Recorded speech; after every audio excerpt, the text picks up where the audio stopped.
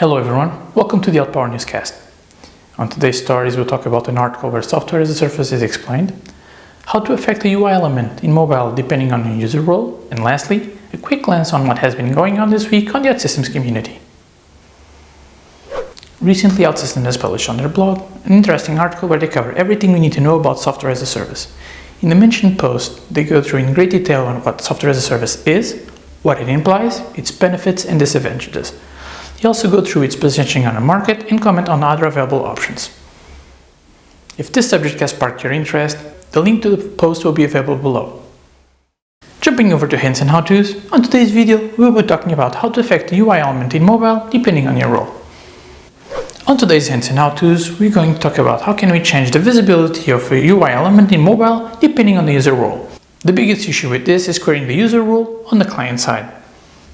This how-to approaches this subject and gives a solution by either storing the results in local storage or by making use of the JavaScript method check if current user has role that will do a client-side role check.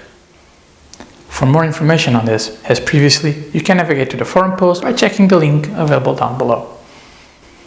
Next, we will go over our selection of deployments on the Forge. After looking at the recent community activity on the Forge, the following components are our selection for this week's top picks.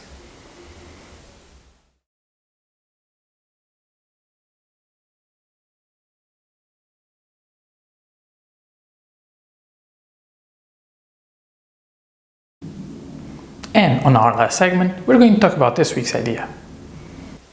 This week's idea that has sparked more interest is the concept to allow us to use a .svg image as an application icon. More often than not, company logos are made available using the .svg format, but currently, when creating an application icon, it requires it to be in the .png format. What this idea proposes is when executing this step to allow us to upload an image in more formats than just .png. And on that last bit of news, we wrap up today's newscast.